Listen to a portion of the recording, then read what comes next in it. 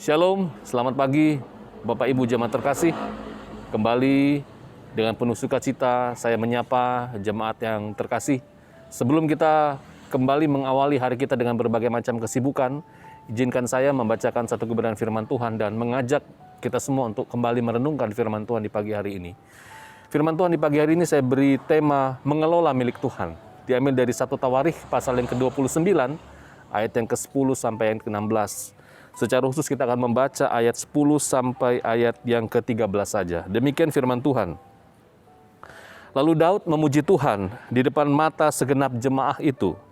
Berkatalah Daud, "Terpujilah Engkau ya Tuhan, Allahnya Bapa kami Israel, dari selama-lamanya sampai selama-lamanya.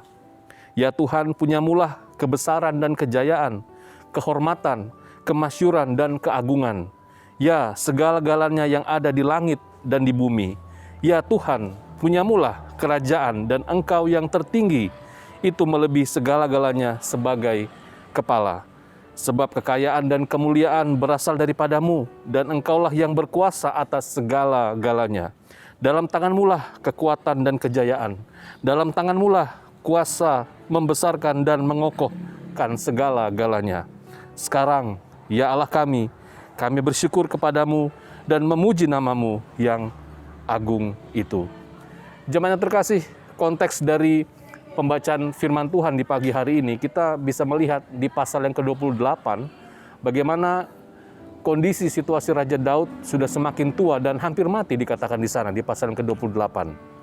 Yang sebenarnya, Raja Daud secara pribadi punya kerinduan untuk mendirikan bait suci. Tetapi Daud tidak mendapatkan restu daripada Tuhan. Kalau kita membaca dalam 1 Tawarikh pasal yang ke-22 ayat 6 sampai yang ke-8. Ternyata kerinduan untuk mendirikan bait Allah ini mendapat dukungan juga dari segenap bangsa Israel. Itulah sebabnya di dalam pasal yang ke-29 dijelaskan begitu banyak orang yang mau menyumbang dan terlibat dalam pembangunan bait Allah ini. Sehingga Raja Daud mengekspresikan sukacitanya ini dengan menaikkan pujian. Sehingga poin apa yang dapat kita ambil dari ekspresi dari Raja Daud pada pagi hari ini?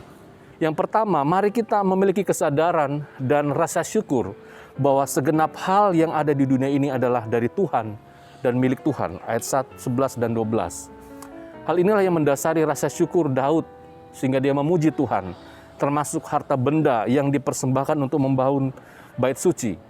Dalam konteks GKNF, segenap apa yang gereja kita miliki dan pencapaian sampai hari ini, dan semua hal yang dapat kita nikmati melalui gereja ini, semuanya datangnya daripada Tuhan. Mari kita bersyukur Bapak Ibu Saudara terkasih, 37 tahun gereja kita dengan berbagai macam situasi kondisi, dengan berbagai macam hal yang boleh gereja kita miliki. Mari kita bersyukur dan ingat bahwa semua ini adalah berkat dan kemuliaan bagi nama Tuhan. Dan yang kedua, yang dapat kita renungkan di pagi hari ini adalah dengan kesadaran poin nomor pertama, kita dimampukan untuk mengelola atau mempertanggungjawabkan milik Tuhan yang Tuhan percayakan kepada kita. Ayat 13 sampai ayat ke-18. Dalam konteks gereja kita, secara pribadi saya bersyukur di tengah-tengah situasi pandemi seperti ini, gereja kita masih memberikan persembahan penginjilan sedunia, WEF, yang melalui peran serta seluruh jemaat dan juga alumni. Dan dari sini kita bisa melihat bagaimana berkat yang Tuhan berikan melalui gereja kita, melalui orang-orang yang terlibat di dalamnya. Kita diajar untuk mengelola apa yang Tuhan sudah berikan kepada kita. Dalam konteks kita adalah memberikan persembahan Paskah. Dalam konteks umat, dalam konteks bangsa Israel, mereka memberikan persembahan untuk dipakai untuk mendirikan bait Allah. Jemaat yang ketiga, poin yang ketiga yang dapat kita renungkan dari pagi hari ini adalah mari kita berdoa agar segala sesuatu yang baik ini yang sudah dimulai terus kita wariskan kepada generasi-generasi berikutnya. Sama seperti harapan Raja Daud kepada Salomo anaknya. Dan kita berdoa, mari kita berdoa sungguh-sungguh mohon rahmat dan berkat Tuhan agar gereja kita saat ini tetap terpelihara. Dan kita juga berdoa agar ada generasi-generasi berikutnya yang melanjutkan tongkat estafet kepemimpinan dari gereja ini.